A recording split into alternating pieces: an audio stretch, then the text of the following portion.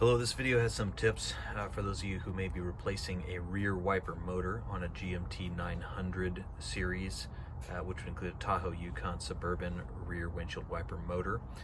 You may be doing this because the windshield wiper stopped working back there, and or the lift glass, which is the glass part that pops up above, stopped working. It's all done through a controller that happens through here.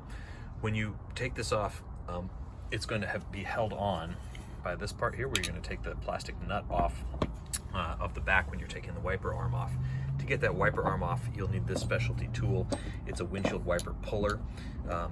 You make sure you have one of these. You're going to try and do it some other way. You're going to bend something, you're going to break something. It's not going to turn out nicely for you. So you're going to want one of these specialty windshield wiper pullers. And then once you've got that off, these two things here are kind of funky, okay? So what these things are is these are like rivnuts in the sense that they pull these in taut against the sheet metal back there.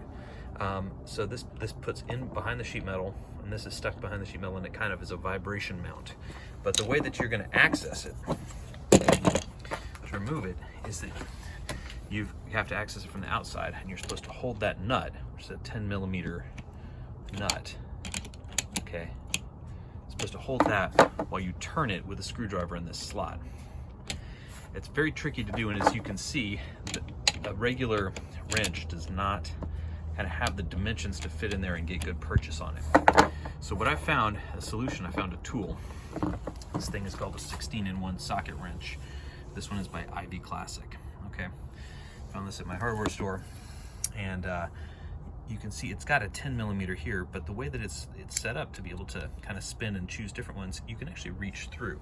So as a result, you can put this right over the top of it, okay? And remember that this will be held up against the sheet metal there.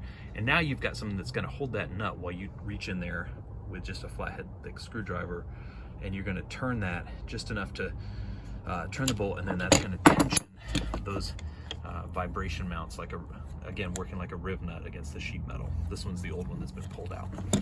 So trying to do it any other way but with a tool that's essentially like this kind of pass all the way through won't work. A regular socket, of course, won't work because you can't push through if the socket's hooked into a ratchet. And if you just have the socket on there, the socket will let you put a screwdriver through, but what it won't let you do is it won't let you hold and have a good purchase on it and keep it from moving side to side.